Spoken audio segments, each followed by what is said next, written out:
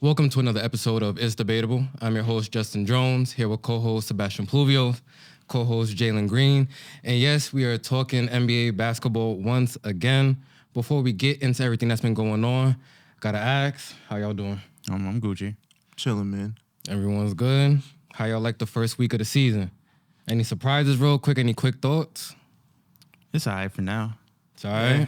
We got the in-season tournament going on. We're going to talk about that a little later. But, it's just been like, it hasn't been as exciting as I thought it would be. A couple games here and there. But, Right. we're getting towards it.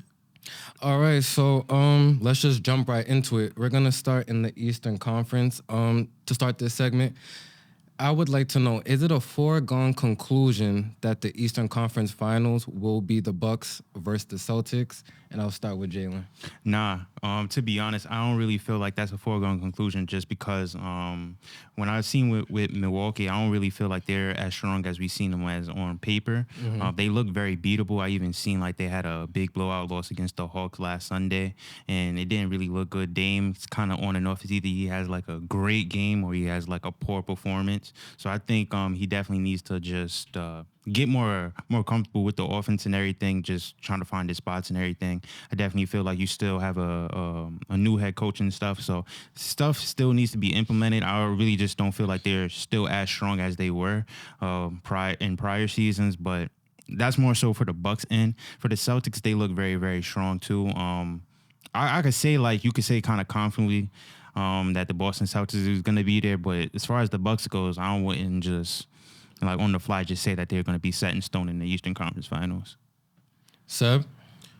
I have to agree with Jalen on that. I definitely don't feel like the Milwaukee Bucks is really locked in to be in the Eastern Conference Finals. Based on what we've seen thus far, there's a couple of flaws that needs to be addressed before we start solid locking them in to get to there, because what we've seen thus far is they look kind of suspect on defense. I don't know what it is thus far. I don't know if it's the addition of Dame Lillard. We never knew Dame Lillard to be a defender to begin with, but we didn't think like it would impact them that much.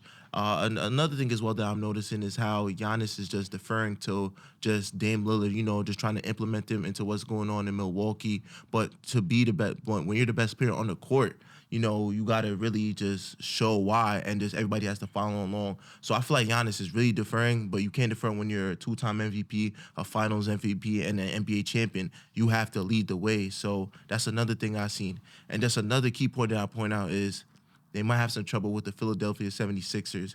What we've seen thus far, I'm not going to, gas it or anything of that sort. So I'm going to just leave it for right here, for right now. I still got more to see from Joel Embiid and the crew. But the 76ers thus far has looked impressive under Nick Nurse's system.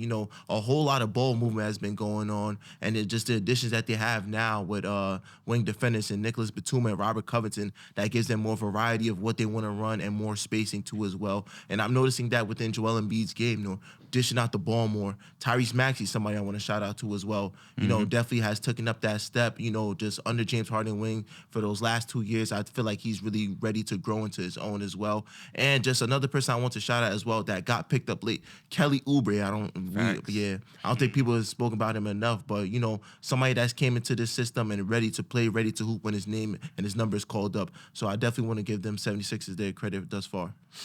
Right. I feel like both y'all made great points. I agree with y'all on the point that I feel the Celtics are kind of a lock to at least make the Eastern Conference Finals, just how their team look.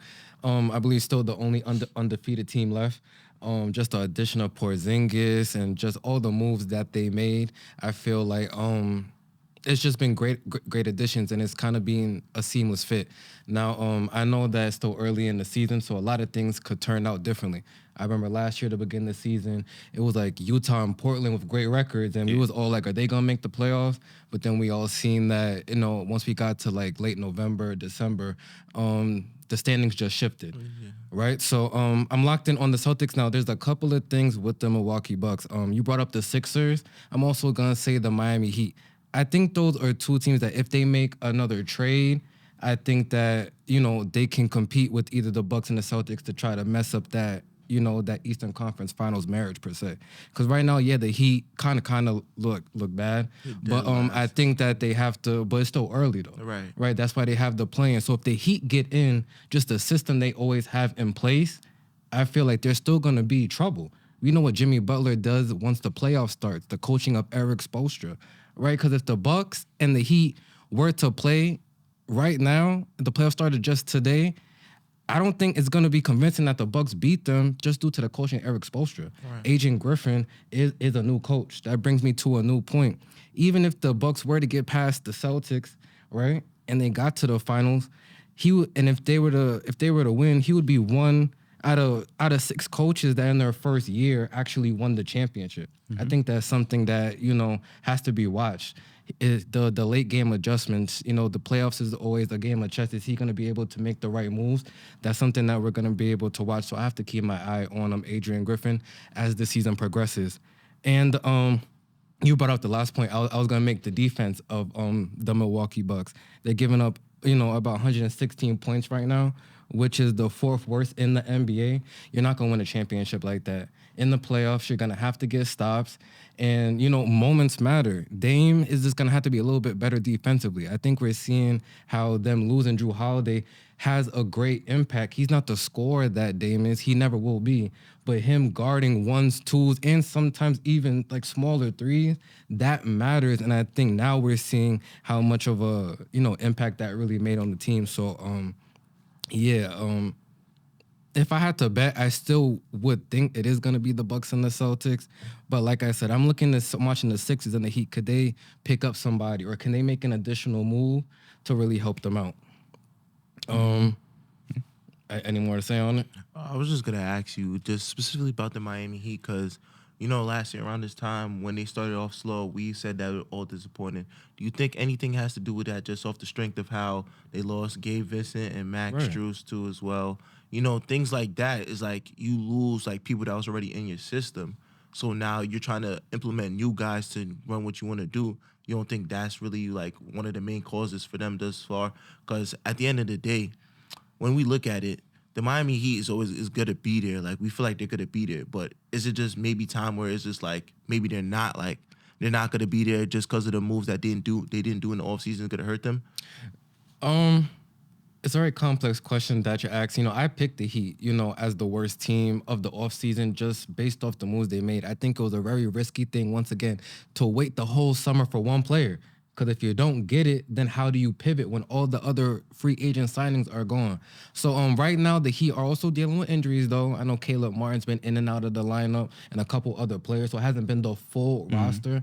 But once again, I still think they will at least make the play-in. I don't think they're just not going to make the play-in playoff at all. Right. They get in there, coached by Eric Spoelstra. I think they will try to make a move, and I think that they're one of the teams that could definitely shake things up. Yeah, I think like on the flip side of what you're saying too, I think that they're trying to implement their additions of like their newer like rookies and everything. Because I did see Jaime like play against the Nets and he kind of played terrible, had a tough day shooting. And then I know like Drew Smith, like he was a point guard on the Nets that's now on the he's getting like minutes as a point guard. Drew Smith. Who? Exactly. So that's my no point. offense, but yeah, that's what I think they're trying to just make like another Gabe Vincent or make another since they produced all these guys from the G League on and developed them in their talent. I feel like they're just gonna stick with that way of just developing their players, and I feel like they're just proud of like Gabe Vincent, like we structured him to be that certain way and he got his contract for the Lakers. We could structure Jaime this way. We could structure Nikola Jovic this way. Like we could structure our young guys to get like contracts or be big contributors on our team. So I think they're just sticking it through. Like we're just going to keep it, the Miami Heat way. Right. So even before we move on, so how does everyone just feel about Cleveland real quick? Are we... Like, I know they've been kind of shaky. Jarrett Allen hasn't really been in the lineup too much. Darius Garland been hurt. Is that also a team to watch out for, or we're not worried about Cleveland? I gotta prove. Yeah. I'll let you go first. Yeah, I just gotta. Yeah, I think. Well, before Seb even said, I think they still have to prove it. And the big thing with me, I just don't understand what's the deal with Evan Mobley, and like I don't feel like he's implemented in their offensive plan or anything. Because I done watch again, like I watched the Nets game and everything. There was barely any plays being ran for him. Like, and then when he gets the ball, he's like in the like mid range, and then he just has to like make a shot happen. It doesn't. Not to cut you off the ball, Seem I like- want to hear your opinion Yeah. though. And I'm just being real. Is he that good though, as projected as he was supposed to be? Okay, but even if you're not that good, No, I'm asking you. I don't know, because it's just like I haven't seen him in certain positions to where I can't say he's a bad 3-point shooter if I didn't see him shoot a three. I don't want him like, shooting threes. Like I can't I say don't it, want- but I'm there's not watching that. there's too many elements of like the game where I don't know if Evan Mobley can do it or not. To where it's like I gotta at least see a play ran to see, all right, Evan Mobley can't do this or can't do that. I just don't see anything being implemented for me to make an assessment on Evan Mobley offensively. I really solely think he's just there for defense alone, and then the offense is ran by Darius Garland and Donovan Mitchell and whatever plays they make, and then Max Strus is having success. So I think their whole offense is very perimeter oriented. Like this doesn't give anybody a chance like in the interior to do anything. And in the Eastern Conference, you're gonna need that interior presence. So I'm just saying he was a lottery pick, top 4, top 3 pick, right? I'm just not seeing now. It could be how are you implementing him? What type of offensive scenarios are you putting him in? Where are you placing him on the court? But it's even like simple pick and rolls, pick and pops. I just don't really see that. And like I just said, I don't want him stretching the floor. He's not a good 3-point shooter. At best, I think he's an okay defender. I'm just saying how he was projected to be, how they were hyping him up last year, was like he's sort of that dude and going to be one of those core pieces for them to win. I'm just not sure if it's that. That's just personally how I feel. I feel like the same way like that. Just off the strength of what we've seen this far, he hasn't fully grown. Rookie year, I seen flashes of like, dang, maybe he could be like a top tier defender, like maybe create his own shots, something like that. People will give him a little bit of comparisons to AD in his rookie year. They seen a little glimpse of all that, a lob threat, a shot blocker, somebody that could create their own shot like as a big for someone that's his size. But what we've seen this far has just been stagnant, and I don't really understand it. I don't know what JB Bickerstaff and them got going for him and what his plans are for Evan Mobley. But at the same time, is like we have to see some type of development. Like, what have you added onto your game? Like the same Evan Mobley I'm seeing the rookie year, I feel like I'm seeing now in like year 3. So we don't know what is it if he's not getting enough touches or if he's capable of doing it. Because at the same time, we said in the New York series, like he looked like a shell of himself. And he even came out and said, yo, like the lights were too bright for me. Like I never heard some shit like that. But he's like, yo, the lights were too bright for me. And then just last week, he literally said, yo, we were looking forward to that Knicks rematch. And they lose the first game at home against them. So I don't know what his mantra is, like if it like is something within him or within like the coaching staff or how they want to utilize him. But it's just like, I don't think like we've seen it like anything good of Evan Mobley thus far. Yeah, definitely something we're going to have to watch out for. We're going to have to watch out, I think, really with those 4 or 5 teams in the Eastern Conference just to see how their final rosters look just by the end of the season. But now we're going to shift to the Western Conference, a topic that I've been waiting to talk about because we have 2 Clippers fans up here, so I just want to feel the energy in the room right now. We all seen that James Harden was traded from, well, hold on, let me say this, traded once again from the Philadelphia 76ers. He is now a Los Angeles Clipper. He was traded for cookies, crackers, a box of underwear, and some draft picks. So, Jalen, will the new Harden fit work for the Clippers and why? Floor is yours. Yeah, I think it'll work. I definitely just feel, specifically with Ty Lue, I definitely just, when I'm watching the Clippers, I feel like he implements a lot of different scenarios, and a small little detail that I realize when I'm watching the Clipper game, like probably like every 2 or 3 possessions, this person bringing up the ball, he switches it around. It may be Bones Highland one play, Paul George the next, Russell Westbrook the next, Kawhi Leonard at times too. So I really feel like he has a lot of variety of offensive game plans in which he wants to implement. And I really feel like James Harden is a great person to implement into that system. I really feel like anything asked of James Harden, he'd be willing to do, and he could do it at a great level, whether it's facilitating, scoring, or just try to make easy plays for everybody else on like off ball or anything. But I really feel like the fit will be great, specifically too because the Clippers definitely like to play on the perimeter a lot and definitely want to implement like a lot of 3-point shooting. I definitely feel like a big part of this too is kind of getting Kawhi Leonard a little bit off the ball, try to protect him a little bit so he could be like more, catch and shoot and doesn't have to work so much more on offense. And same thing with Paul George, try to ease the offensive load on them so that they're not doing as much and so that they don't have to be injured. It's not more any more risk of injury. So I definitely feel like the fit will be great. I just feel like another thing too. I don't think we credit like Harden. He's definitely has a great IQ of the game, and I even last year against Philly, I definitely feel like he created a lot of easy shots for his teammates. They just weren't being able to knock down those shots. I didn't see like PJ Tucker go 0 for 8. I didn't see like Tobias Harris have his struggles, and I definitely feel like he just makes the game easier for everybody, and that's a testament even Joel Embiid can agree on. So I just feel like he's going to make the game a little bit more easier for everybody, and definitely another point too. It's just going to cut down on the turnovers. As good as Russell Westbrook has been, I definitely feel like another problem with the Clippers is like when they get these leads, they get too comfortable and they kind of turn over the ball a lot. I definitely feel like having another ball handler that could bring up the ball with James Harden would definitely eliminate that problem too. So, all right. So when I first seen the trade, 2 a.m, that is crazy. You waking up. Shout out Woj. Yeah, at 2 a.m, you waking up like, what the fuck? That's one. Second of all, when I seen this trade, I'm just like, there's no way it happened that quick. They talked about, because the media has a good spin to it. Because first of all, when we seen it, we're just like, they backed away. They said the Clippers just backed away from the trade talk. So the fact that it happened probably like 3 days later after that report came out, the media spin for that. But just looking at it, I just had like a bunch of questions at first. I was excited for it because at the end of the day, that's still damn near, you have like 4 Hall of Famers on one team. That's fake crazy. So I was looking at it from that perspective as well, but just pros and cons to it. So I'll start off with like the cons I have, not even the cons, just the questions I have for it. Because when you traded for James Harden, originally at first, they said that was supposed to be like, just a straight up Terrence Mann draft pick for James Harden. You don't really lose your depth like that. Because you got to remember, guys like Rob Covington and Nicholas Batum, they're solid, like, 3 and Ds that, a lot of these teams in the league wouldn't mind to have those type of guys. Somebody that could guard a 1 through 5 and just, space the floor.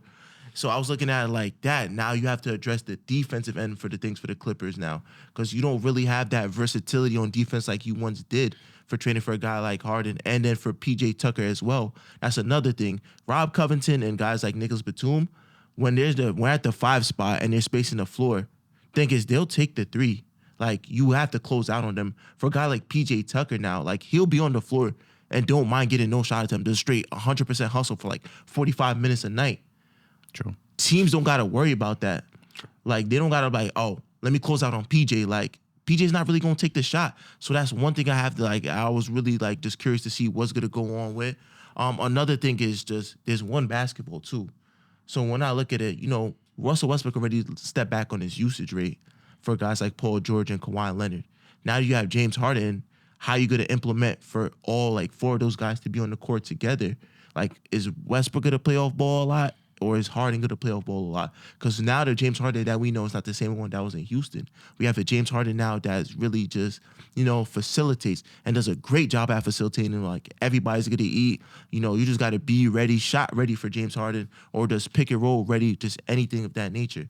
Now, what does that do for Westbrook? Because we know Westbrook, when he was in LA with the Lakers, he wasn't good off ball. Like, you can't just put him in the corner and expect him to knock down shots. So I want to see how Ty Lue implements that. It's a problem to have, but at the end of the day, it's a good problem to have because you still have James Harden. So that's one thing I was looking at too. But I feel like anybody that's fit for that task is Ty Lue. He really, players coach, can really get people involved in that nature. So those are just the worries that I have. I just got to see how it gets implemented. But for the pros, I really see just a team that's offense is just like that. If they could get the offense clicking, that's going to be something scary to see. Because James Harden is anytime 30 and 10. Westbrook, when he gets going, once he gets going, it's scary to see too because he's running the fast break. And James Harden will get him the ball on that fast break. Kawhi Leonard doesn't got to hunt for shots like how you said. PG, the game, and PG has been the best player on the Clippers thus far.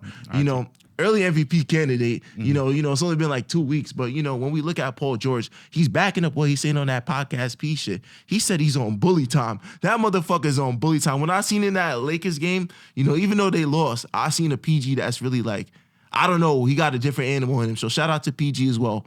But overall, it's just something that you got to see first. Give it 10-game experience to see what can we see, what can we expect out of the Clippers, and what do they need to work on moving forward towards like a trade deadline or just, who they need to pick up.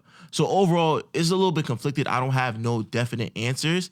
Our first glimpse of what we're going to see is going to be on Monday against the New York Knicks. I will be in the building for that game. Definitely, I want to see that. But other than that, we just got to wait and see. Okay. It's my turn. Mm-hmm. Oh, you sound like you about to drop a bomb. Yo, you about to drop a bomb. Nah, all jokes aside. Like bomb.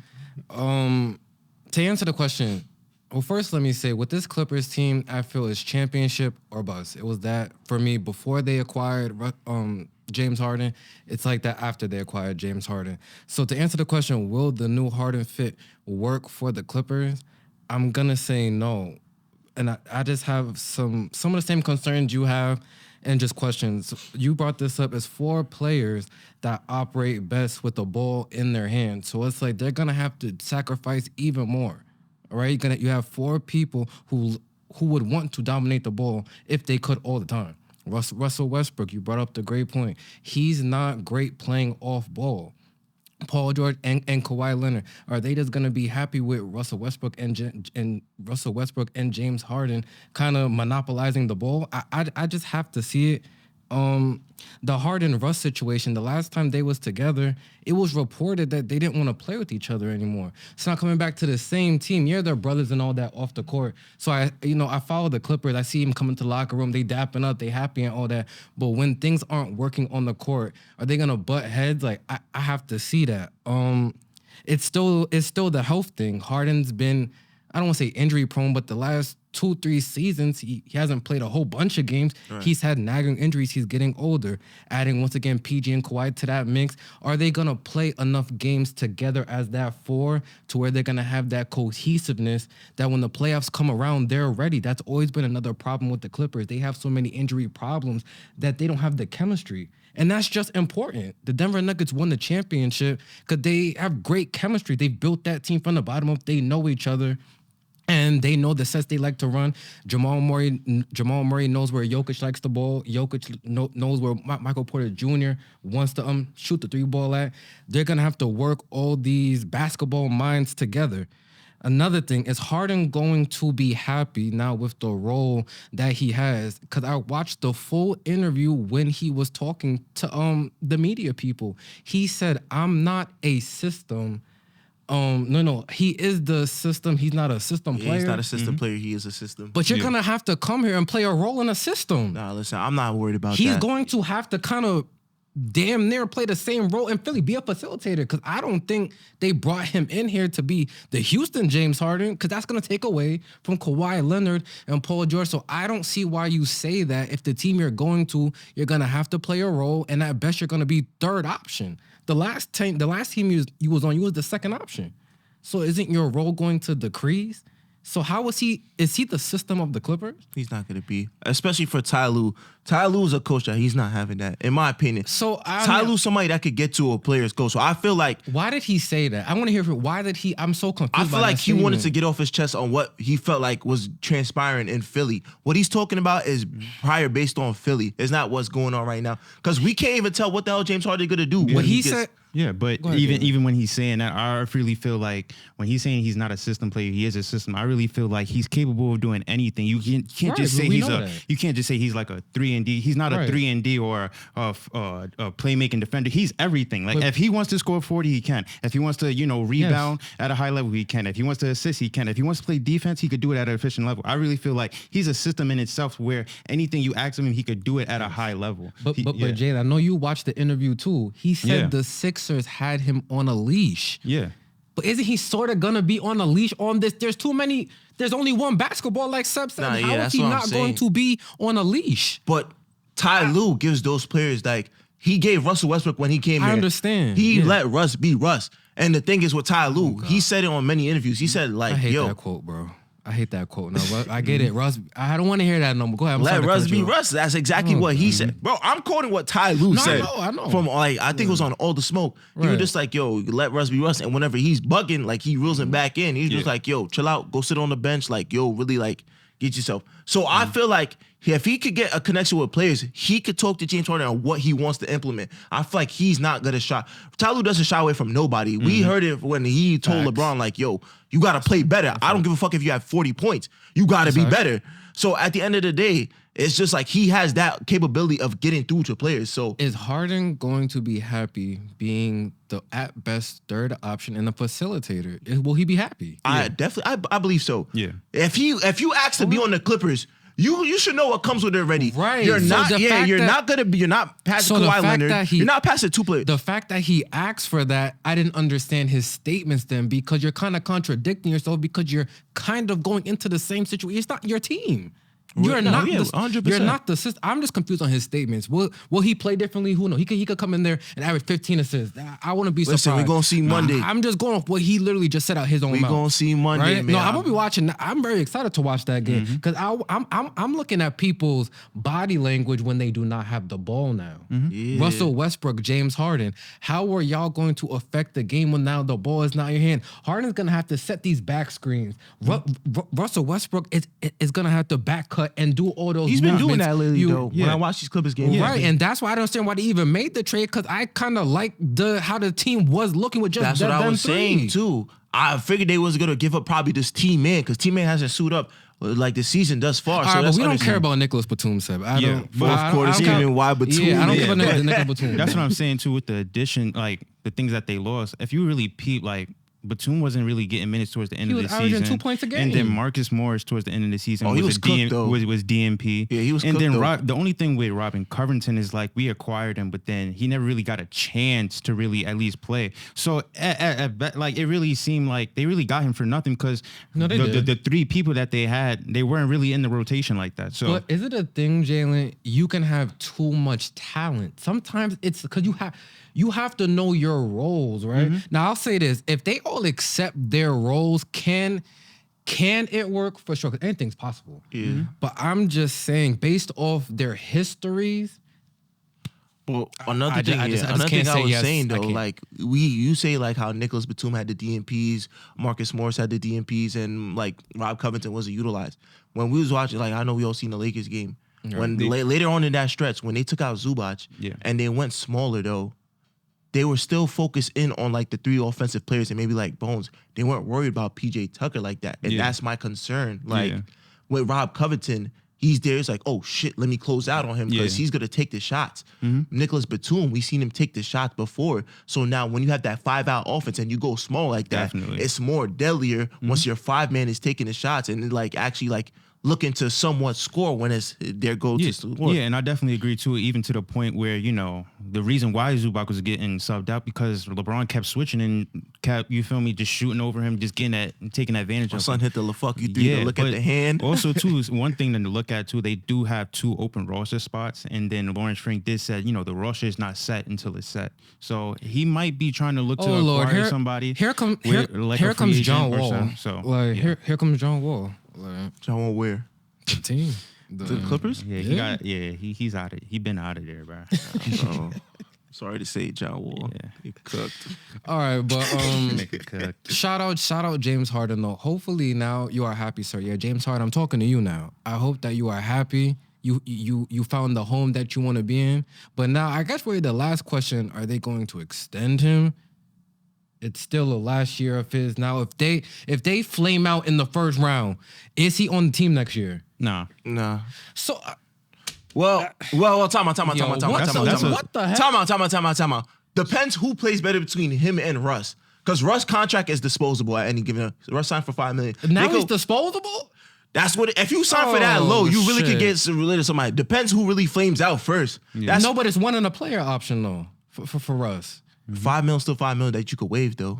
Yeah, but I don't. But Russ, I think like he's gonna stay like 5 Well, mil. like, But yeah, me I personally just he's think, opting into that. Yeah, Yeah. but I just think like But that's a tradable contract too. $5 million is shorts that you can move. Trade Westbrook again. Great. That's what I'm saying. So it's weird though. Like that's what I'm saying. This trade is weird though, because it's like now you're fighting like it's championship or bust, but now it determines a lot for these players. It's been championship or bust. Yeah, but it determines a lot for these players. Like who's gonna be on the roster this year? Like I feel like you went too all in though. Like you could have waited though. You still could have waited out. But you don't understand. Steve Ballmer is insane. Nah. Like, I think he has the money to spend. You had to go all in because, again, you moving into a new arena next year.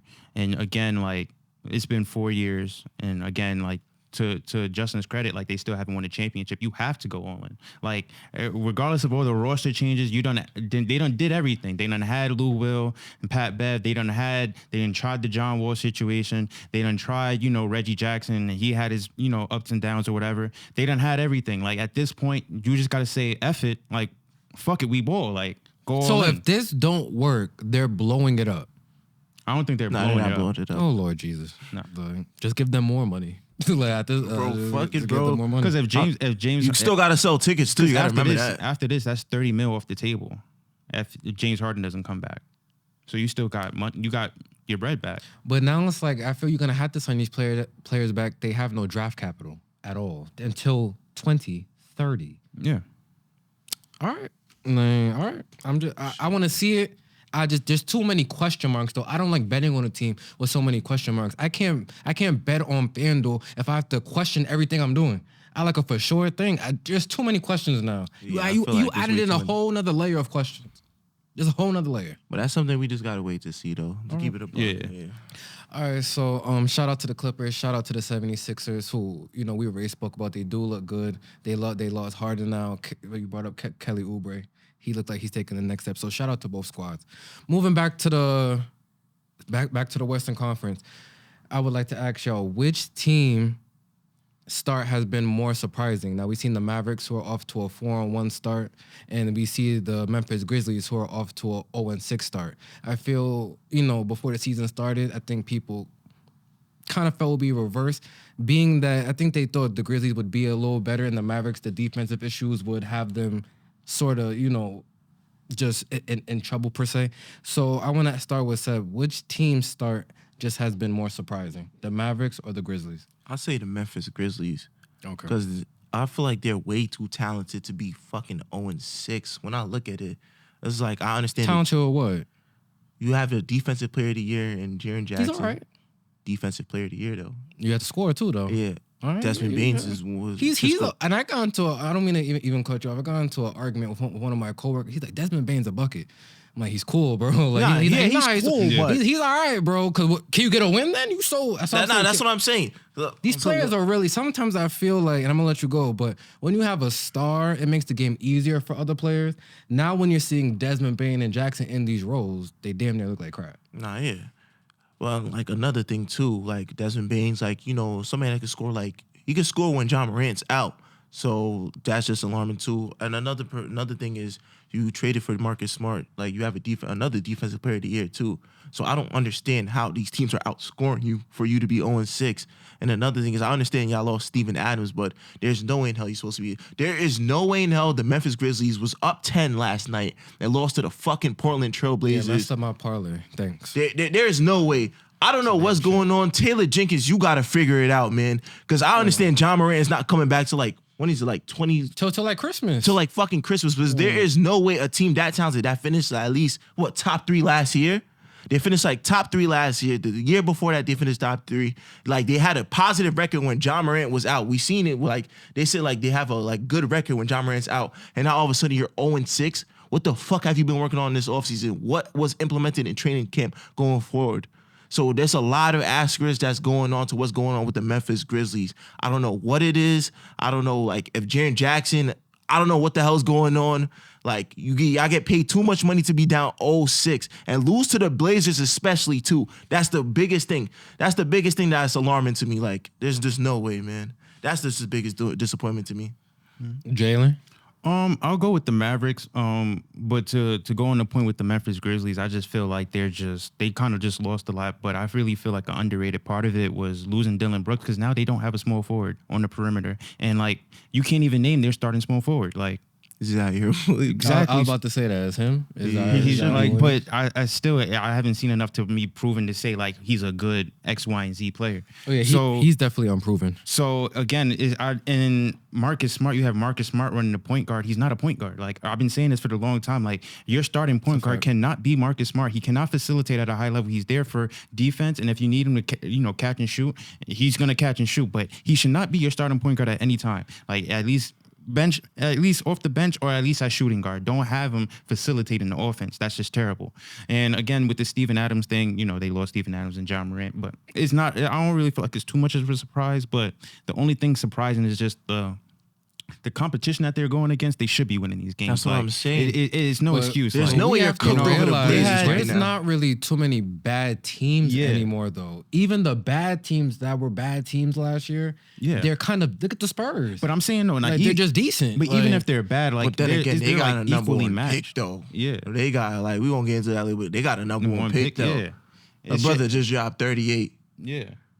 Okay. Yeah, so I'm saying, like you saying, like you said, look at the Spurs, like feel me, they got a talent on their team, like they have like a guy. I understand, but I was just making the point the teams that were bad last year, they're just not as bad. Not true, but there's no way you lose to the Blazers right now. Facts, but like with the Mavericks, it's not too surprising. But then again, like when I'm watching the game, like even like Luka is straight out of his mind. Amazing.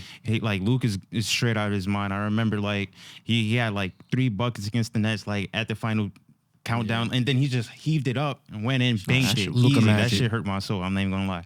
But even to the point too, Kyrie Irving hasn't even been in the lineup. He's kind of been out with an ankle injury, and they've just been winning games as well. Derek Lively, been very big for them. I really feel like he's a big contributor as well. So I just feel like they've been having a lot of success as of right Grant now. too. Yeah, Grant Williams too. I really feel like that's another. I really feel like a lot of their pieces too. They're key elements to where they don't need to score. They find their ways. They find their spots in the game and where they could be effective. Whether it's rebounding, playing off ball, setting screens, playing defense. I really feel like this team has it's a good cohesive team to complement Luka and his weaknesses and whatever. So I just feel like everything around him, it just complements him more, which is why he's able to just score at a high level and have that freedom. All right, so I'm gonna go with the Mavericks as the more surprising. I told you before the season the Grizzlies are going to struggle just because the Western Conference is a very tough conference, and John Morant was the reason they went to the levels they were going to. Desmond Bane is an okay player. Jaren Jackson is great defensively. Offensively, he's very suspect to me. So that, and then them losing Steven Adams was just tragic because I feel like he just recovered and then just got hurt again. So prayers up to him in a speedy recovery. But so I'm not too surprised about the Grizzlies. But the Mavericks 4-1 start, I was surprised because you brought up the point Kyrie Irving's only played 2 games, right? They're still not a great defensive team. They're a little better than last year. You brought up the points, Derek Lively, the kid they drafted, Grant Williams. So yeah, but are those players, like if they make the playoffs, are these players going to be are you gonna be able to count on them in those big playoff moments? We've seen Grant Williams at times start talking his shit and then kind of get clowned. Like you remember the moment, I'm gonna make both of these free throws. You miss both. You get in the face to Jimmy Butler. He scores the next 20 points on you. So is Jason Kidd going to be able to depend on some of these bench players when the playoffs come? Could we, for the most part, know what Kyrie's gonna do. We know what Luka Doncic is capable of. It's just those other players. But the reason you brought up the point, the reason they're off to this great start, Luka has just been amazing. 33.8 points a game, about 10.4 rebounds, 9.4 assists. The whole team has been great in clutch time moments. So, and I seen the Brooklyn Nets game. It was just it looked like Brooklyn had it, and Luka magic, one hand off the glass, like the crowd, the whole arena going crazy. I would have threw it over the backboard, like, so I don't even know how did he do that, but that was just amazing. You're talking about early candidates for MVP. He damn near should be number 1. Yeah. And like, he's out of his mind. Out of his mind. It's just too much. So shout out to him. Maybe this is the year to where on that LeBron, where you just carry the damn team no matter who's there to the playoffs now, starting like every year. And just because you're Luka, you have a shot. So shout out to him for also his body being up to par right now because he played in the FIBA. Yeah. Right. So it hasn't really like he's taken a big break. Yeah. He's continuously been going. So I just feel shout like out to him. he really took care of his body this offseason. We Right. definitely seen we seen clips just him just really taking conditioning and just really taking that part of seriously too. So I feel like it's paying off right now for what we're seeing. Right, and he definitely looks happy. I think that's the key thing we have to, notice about certain players. When they're playing happy, like look at Stephen Curry right now. He seems so carefree. It's looking like the 2016 Stephen Curry. Chris Paul happy as hell too. Right, Chris so Paul looks like this is like the happy. Like he really just right. this fits what everything like he ever thought about. Just really like he said to himself last night. He's like, yo, I really don't have to score like a bucket and like feel me. I'm still gonna be impactful. Like they're really utilizing him. Right, so just shout out to the Dallas Mavericks and to the Memphis Grizzlies.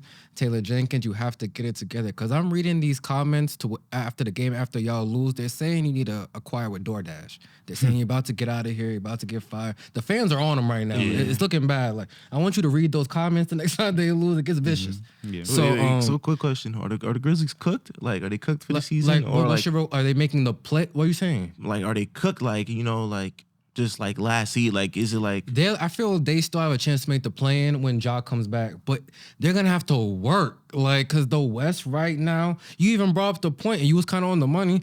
The Spurs might just make the play. Like, there's so many teams now that's just like you getting off to such this bad start. You're playing from behind. Yeah. It was kind of like the Lakers thing last season.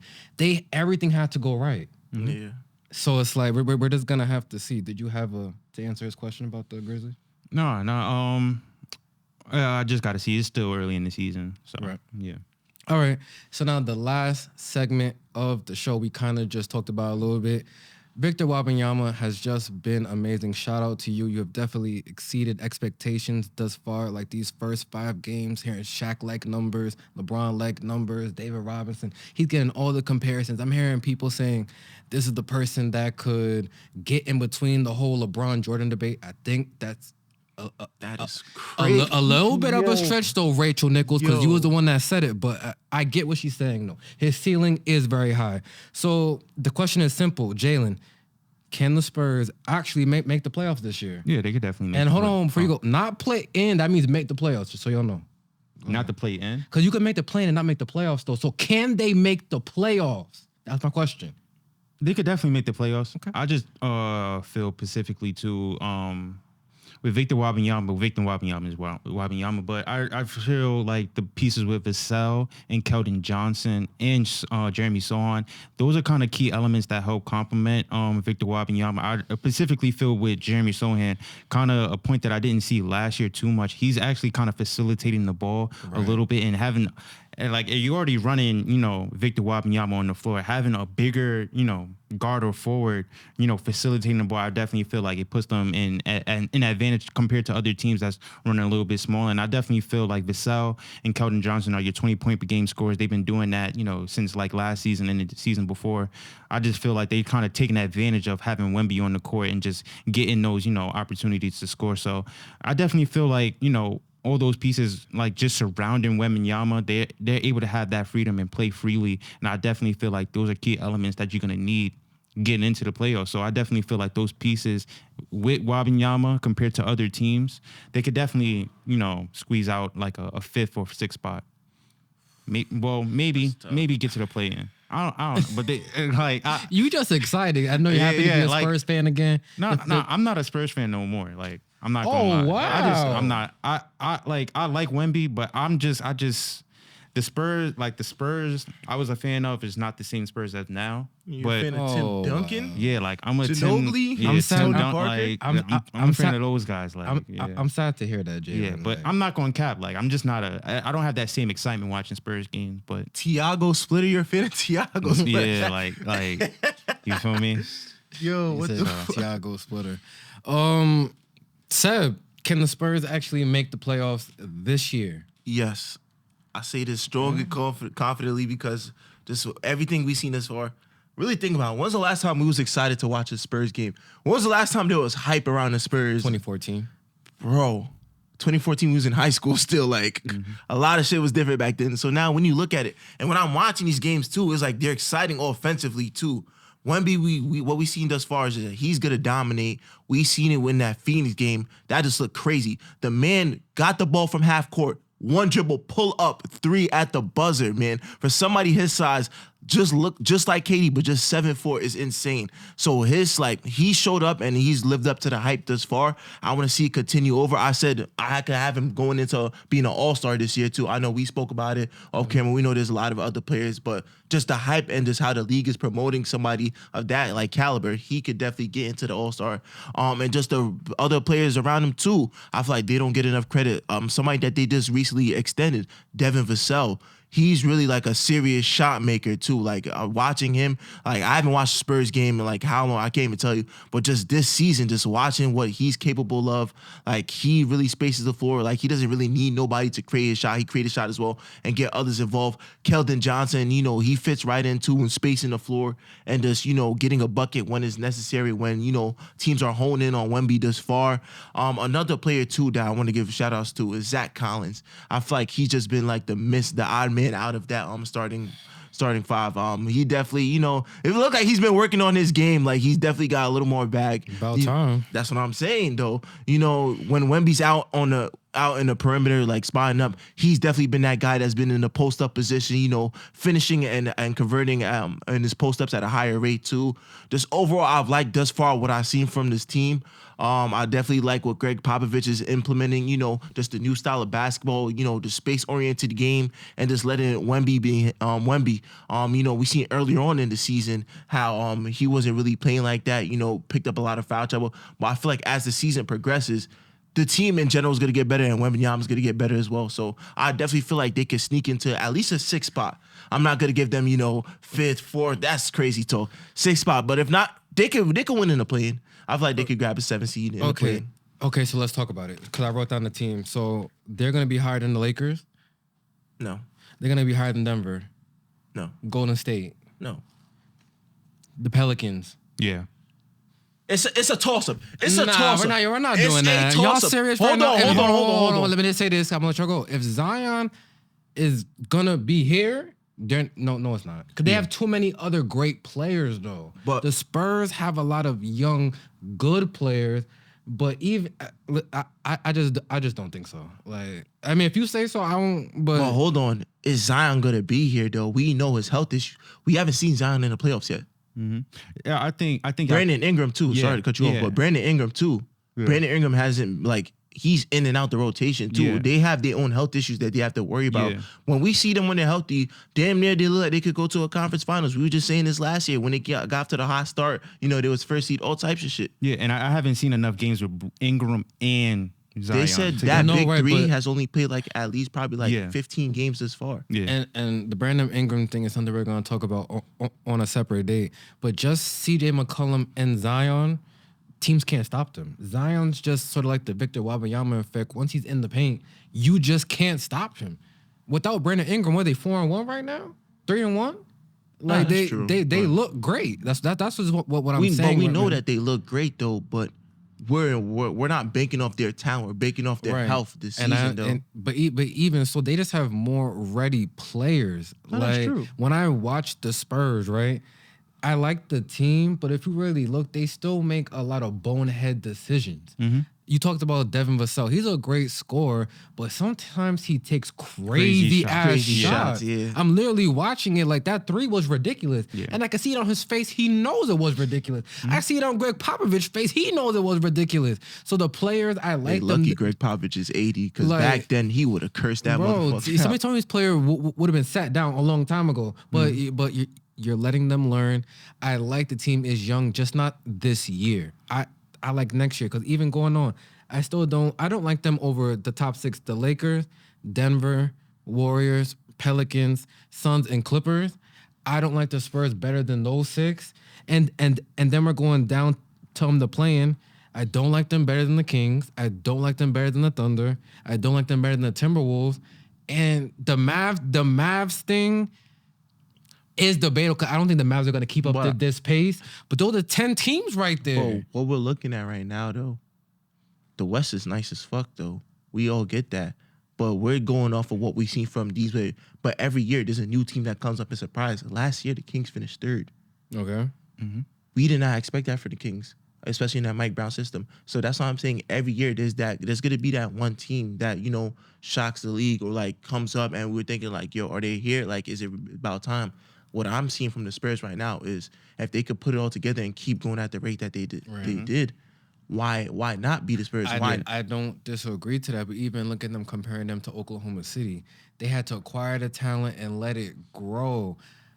I just don't think this is just like next season. I'll have them locked into making the playoffs. He'll have at least a season under his belt. There's just too many veteran, experienced teams that's been here before. I just don't think they're gonna be able to pull it off. Yeah, and to your credit, Justin, because now I'm thinking about like the teams that they played. They played the Suns with not like a really good big, like they had Nurkic or whatever. But when I seen them against the Clippers, like it was like hell for them. Like I didn't see like Russell Westbrook clamping them. Like Paul George had like 2 steals on Devin. Like thinking about it, like when they're going against like top competition, they about to be in for a rude awakening. And they're not great defensively either. They give up a lot of points. Yeah. So it might. I feel like playing maybe. No, that's what I'm saying. I'm a backtrack from the 5 and 6. Yeah. No, that's when you said 5 and 6. I looked at the 5 is OD. 6 is like 6 is like you got to be like healthy. You got to have some type of motion going on. Maybe the Wolves or the Mavs they can compete with, but these others, like we forgot the Thunder. Yeah. It's just like I feel like they're just as well. No, the Thunder's better. When Shea is going to be with Chet and Giddey and all. I'll give you that because what I seen in the Golden State game last night, they're everybody knows that Steve Kerr literally just said he's just like the whole league knows that they're coming. It's just a matter of time. That's what I'm saying. Jesus Christ. Yeah, I lost my whole train. That was crazy. Yo, I caught myself though. That's crazy. Yeah, I'm not even gonna. I forgot everything. I was just about to say. Son Cam and Mace, bro, they really make you check yourself. Nah, yeah, that was crazy, bro. But oh no, this is what I was gonna say. Next year, like I said, I'm locking them in. They'll have a year under their belt. Greg Popovich is a great coach. Like he's gonna have them competing. I like everything that they have done.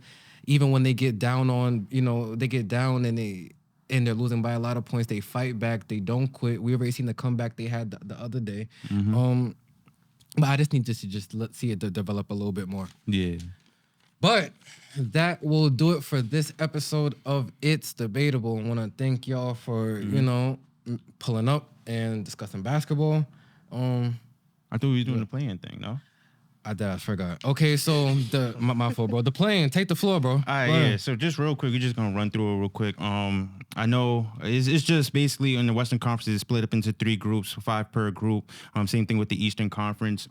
Basically the winner from each group will advance to the next round, and there's one wild card. Basically, the wild card is the best team that didn't win their group, but is the best overall. And if there's a tie, they'll do the point differentials and all that. But I'm just gonna ask y'all like, what's y'all, top 4 for each group. So in the first group, I know it's Utah, Memphis, Los Angeles Lakers, the Phoenix Suns, and there's one other team, Utah, Memphis, and Portland.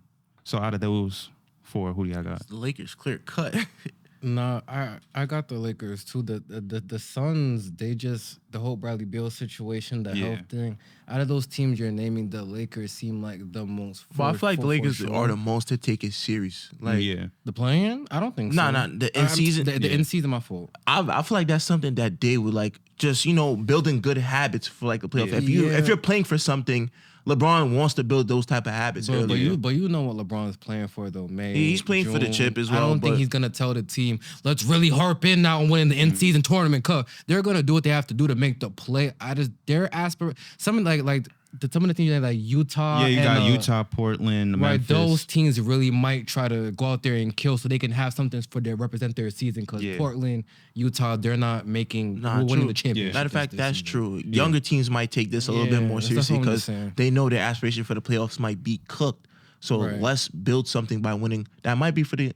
I really don't understand it, but that might be for like the younger teams too in general. I still got the Lakers because no way the Lakers are losing to they're not. That bracket is set in stone. Like the only worry is Phoenix, but Phoenix takes himself out with health. Yeah, it is. I don't think there's no way the Lakers lose. But you wanted to say? No, I just want to say this though, just in regards to the tournament, and we talked about this before we started recording.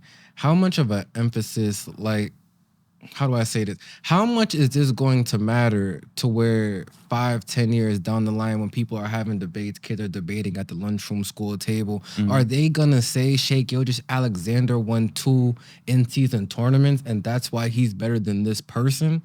Right? Because we try to use all these factors on why this person's better than that person. We talk championships, finals appearances, how many times you made the playoffs, MVPs. How much is this going to matter? Because I'm going to be honest, I don't think all 30 teams really give a fuck. Like, if I'm just going to be a lot of completely players honest. be saying that they don't even know what's going on. Like, Bones and once you got Highland players just said he doesn't understand. Taylor don't understand How does either. a player not know what's going on? So wait, because when we look at it like that, maybe you want to have that much of a successful season where you have that much hardware though. So we're like, we won the in-season tournament and we won like the. Some teams might look at it like that though. I don't. It's complicated right now. Yeah. But then again, we said the same thing about the plane. So it's just something that you really just gotta sit and just watch, like and just sit back and really just analyze it because we don't know like what the fuck is going on. We see the new course, so we see they're taking it seriously. Yeah. So there has to be some type of serious aspect towards like this NCAA tournament. Oh, well, they put a whole bunch of money into it. They have to let see. Yeah, like, once see you this get whole that shit thing- in this whole Vegas, thing through. yeah. This is about to be $1 billion in revenue type of thing. So Yeah. I understand all that.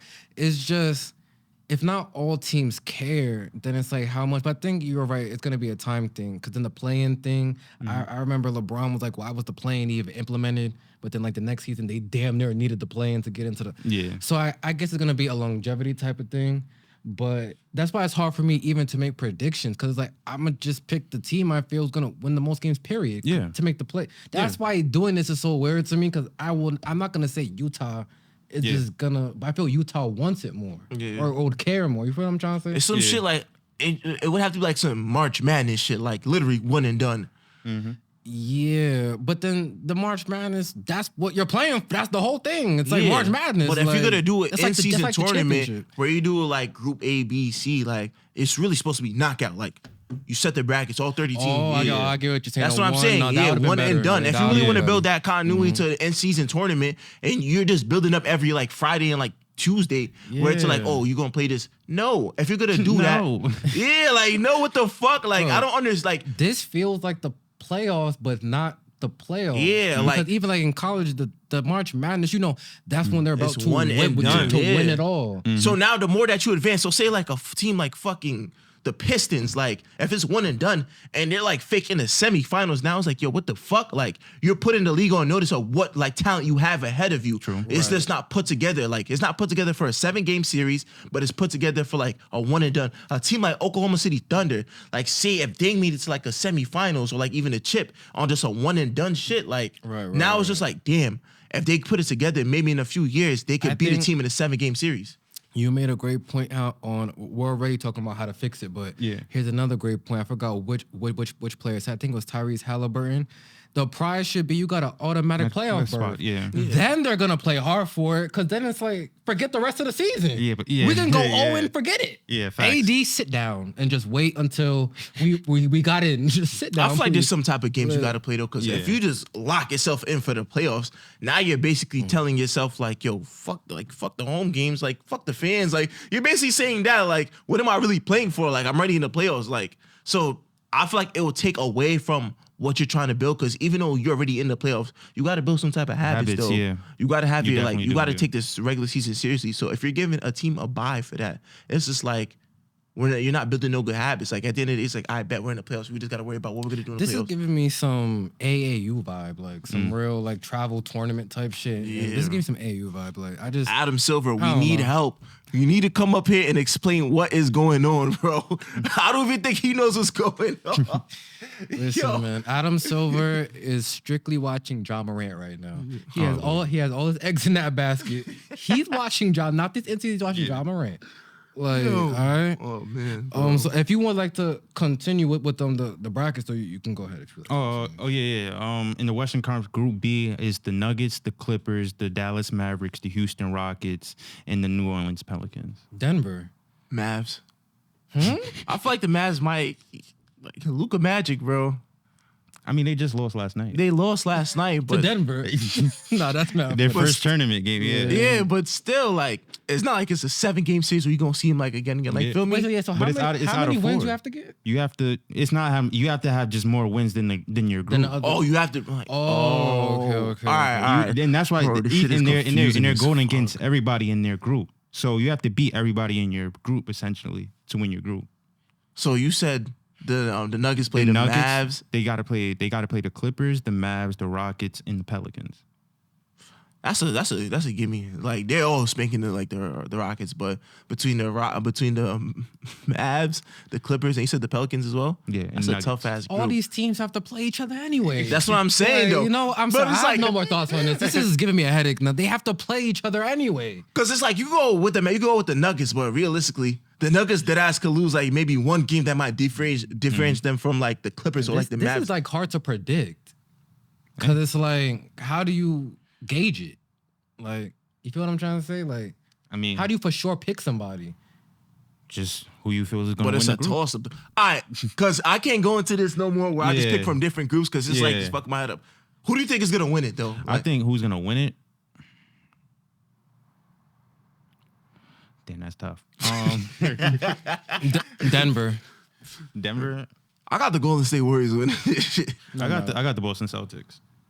Yeah, I feel we're just picking teams that are gonna have good records and win games. Yeah, Yeah. when we look at it though, because it's like you could do this to like prepare yourself to what a playoff atmosphere is going to be. Because Okay. the lights are going to be bright as fuck in Vegas. Like, they already want to build a team in Vegas. Like, the NBA want to expand to Vegas. And shit. There's something about Vegas that goes on. It's just like it's gonna bring like So is this to test out, can the Vegas thing actually work? Is this what this is? has to be. Because I heard a report that within like the next like 5 years sometime, they're gonna have enough money for the 2 expansion teams. Yep.